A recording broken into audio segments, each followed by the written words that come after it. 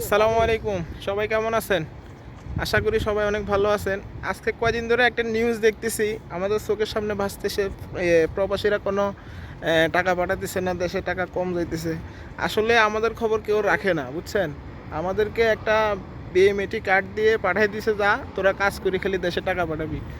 এখন দেখেন, আমরা অনেকে আসি এমন কোম্পানির কাছে পড়ি, 3-4 মাস ধরেই বেতনের কোনো খবর থাকে না, আকামার কোনো খবর থাকে না, সব কিছুর একই অবস্থা।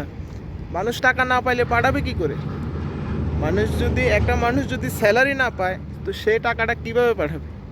আমি যেই কোম্পানিতে আছি, এই কোম্পানিতে আপনার হলো যাই যতগুলা লোক দেখতেছি সবাইরই 2 মাসের 3 মাসের টাকা এরকম আটকানো আছে। একজনের মানে কারো কোনো আকামা আছে এটা শুনতেছি না। সবাই খালি আসতেছে, কেউ পাসপোর্ট রেখা পালা যাইতেছে, এমন একটা অবস্থা দেখতেছি। মানে অবস্থা অনেক খারাপ, বুঝছেন? আপনারা এই জিনিসগুলো নিয়ে কাজ করেন, যারা এগুলোর সাথে আছেন। দেখেন টাকাটা কিভাবে পাঠাবে? একটা লোক যদি মালিক থেকে বেতন না পায়, কফিল থেকে বেতন না পায়, সে টাকাটা কিভাবে পাঠাবে?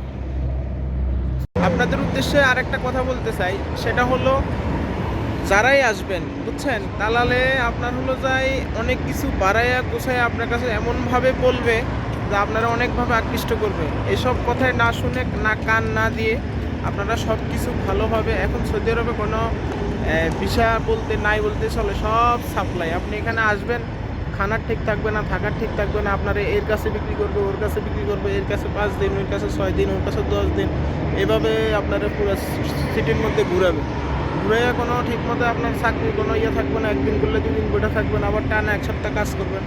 এরকম কষ্ট করার পরও টাকাটা যদি আপনি মাস শেষে ঠিকমতো পাইতেন, তারপরেও মনের একটা সান্ত্বনা দিতে পারতেন, এরকম কোনো কিছু আমি দেখি না। সব সাপ্লাই। আসলে এগুলোর পিছনে সৌদিরা যতটুকু না দোষী, আমাদের দেশের এজেন্সিগুলো এগুলো আরও বেশি দোষী। এরা এই মানুষগুলারে এদেরকে হাতে তুলে দেয় আয়না, আয়না আপনার হলো যায় সুন্দর মতো বুঝায় আপনি মাসে 50,000 কামাতে পারবেন, 1 লাখ কামাতে পারবেন, এরকম বইলে আয়না আপনারা দিয়া বাস, তাদের কাজ শেষ। পাঠিয়ে দেওয়া পর্যন্ত তাদের কাজ শেষ। এরপরে এই লোকটাকে আসে না গেছে না কই, এদের কোনো খোঁজ খবর নেওয়ার কোনো প্রয়োজনই পড়ে না। এখন আপনার হলো যাই এই যে একটা অবস্থা দেশের, আমি আসছি আজকে 10 দিন, 10 দিনের মতো হয়ে গেছে, কোনো কাজ নাই। আপনার আমার আসার সাথে সাথে পাসপোর্টটা তারা নিয়ে নেয়, এই আমার আটকাইলো ধরো, পাসপোর্টটা সাথে সাথে তারা নিয়ে নেয়। পাসপোর্টের কোনো কাজ নাই তাদের, পাসপোর্টের ফটোকপি নিলেই হয়, ভিসার ফটোকপি নিলেই হয়, কিন্তু তারা পাসপোর্টটা জব্দ করে ফেলে। জব্দ করে আমাদেরকে আটকানোর পরে এই লোকটা যাইতে পারবে না, তো তখন বাধ্য পেতে অনেকে কী করে, ভাইগা চলে যায়। ভাইগা চলে যায়, পাসপোর্ট রাইখা পালায়, দেখা গেছে একটা কাজের ব্যবস্থা করতে পারলে পারে, না পারলে নাই, বাস সিটির মধ্যে এরকম করতে থাকি। তো সো গাইস, আপনারা সবাই দোয়া করবেন যাতে আমার একটা ভালো ব্যবস্থা হয়। আমাদের প্রবাসীদের জন্য দোয়া করবেন। আসলে মানুষ অনেক কষ্ট করে, দেখলাম অনেক মানুষ রাস্তার মধ্যে শুয়ে আছে, থাকার ব্যবস্থা নাই, খাওয়ার ব্যবস্থা নাই। মানুষের কষ্ট দেখলে আসলে অনেক খারাপ লাগে এগুলা। যাক, আল্লাহ সবাইকে একটা ভালো ব্যবস্থা করে দিক, চাকরির ব্যবস্থা করে দিক। আসসালামু আলাইকুম। আপনারা সবাই ভিডিওটা শেয়ার করে দিবেন, সবাইকে দেখার সুযোগ করে দিবেন, আমাদের পাশে থাকবেন, আমার পাশে থাকবেন। আসসালামু আলাইকুম।